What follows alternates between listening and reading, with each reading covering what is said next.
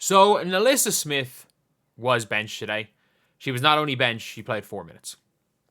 She played 4 minutes, and in those 4 minutes, she was minus 12, didn't score, gave up a 80-20, as in she had an 80% chance and 20% chance of getting the rebound, 20% not getting it, to a DiJonai Carrington, and is just is not playing well. Her confidence is shot. She's a confidence player. She's just not playing well. And the problem is that she is she's guilty by association with DiJonai Carrington. I'll always say this. I won't ever judge Nalyssa Smith by that. We all in life know a couple where we like one person and we don't like the other person. It doesn't change. Just because we don't like the person they choose to date does not change the opinion of, like, our opinion of the person we like. So I got nothing against Nalyssa Smith personally. Even though her family can sometimes be messy on social media, I'll use messy to describe them, because at the end of the day, they are super fans of her, which is, like, all it is that the stuff that friends, family of pro athletes will, without question, say in person to each other in conversation, sometimes just say online, which sometimes can be a bad look. So I have nothing against her, nothing against her family, but I just don't think it's the right fit. I stand by this. It's like, she is not meant to be a impact bench player. Like, not only is she not meant to be that, it's like she can't really be that. Like, Nalyssa Smith was the MVP of AU. She's going to go to China, and I can guarantee you ball out. There is like, for a lot of people that have just come into the WNBA this year, you have seen a bad WNBA player. And I don't think even, like, when it comes to just purely how she's been on the court, I don't think in good faith you can say it unless Smith's been good this year.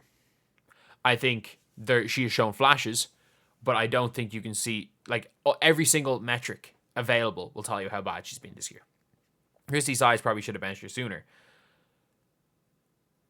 But the problem is, again, there is a player in there. Like, I'm somebody that, unlike most people that kind of just really came in this year, I would have known who Nalyssa Smith was. I kind of kept up with the WNBA for years. I watched the occasional game.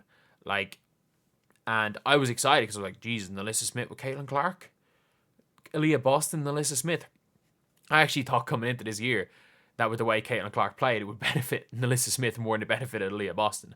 I thought Nalyssa Smith was going to be, like, she was going to be the number 2 coming into this season.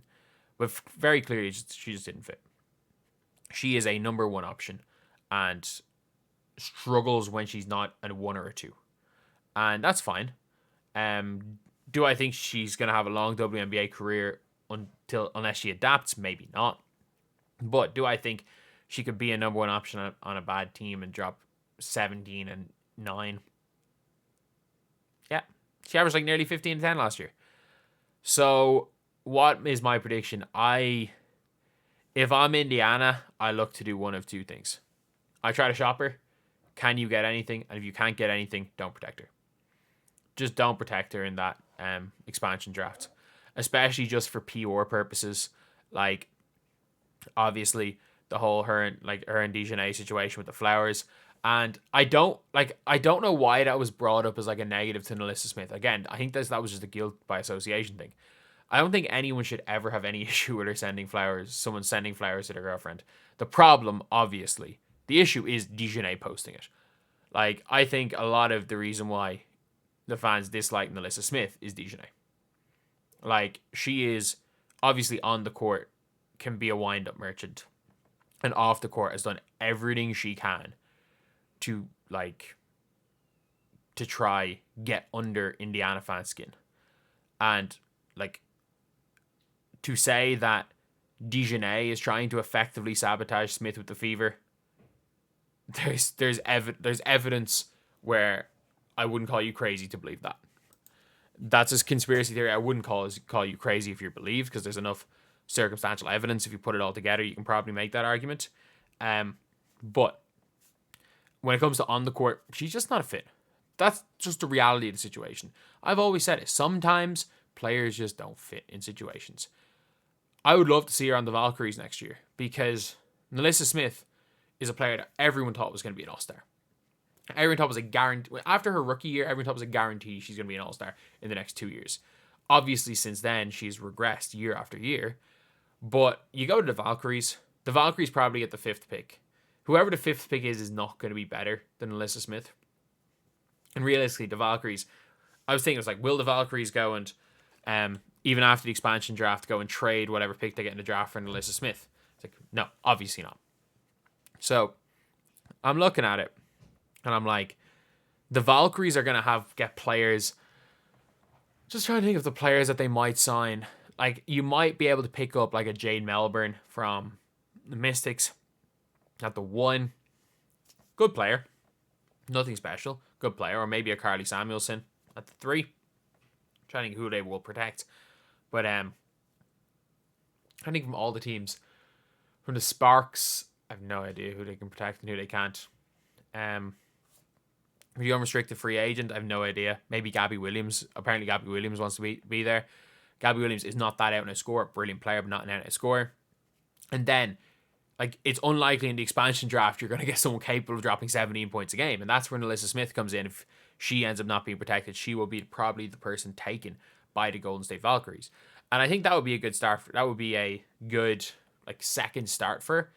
That would be a good, like, new home. It'll be a fresh start. And I think, in general, she can focus on basketball. She doesn't need to worry too much. And it should be an all-around better situation for Nalyssa Smith. She got benched today. She was terrible when she was on the floor. And she, like, I can't remember the last time in a meaningful game Nalyssa Smith has been good. She was all right against the Mystics. Like, I don't remember the last time Nalyssa Smith did anything that I was like, Jesus, that wasn't a fast break wide open layup. Or, like, in fairness, she gets a couple of back downs at the post. Even when she puts up good numbers, it just feels like empty stats. I just don't know. I don't know. Like, I think there is a player in there. Some of the stuff that she does is just quality. If you look back on her rookie year highlights, oh, superb. Absolutely superb. And I think some new sceneries, or like fresh new scenery, is the only way she'll get that back. Who knows? Who knows? Maybe, like, if you're a Connecticut Sun, like, the Connecticut Sun, by the way, cannot afford to keep DeWanna Bonner, Bree Jones, Alyssa Thomas, and Dejanay Carrington. They have to let one of them walk. So there is potential that the Golden State Valkyries manage to go and give. Let's just say they go and give Dejanay the 1 year max. And the two of them end up there, which isn't the craziest idea in the world because, again, you can't have 5 max contract players in your team. But yeah, that is pretty much it. That is the video. Thank you guys for watching. Please like, comment, and subscribe.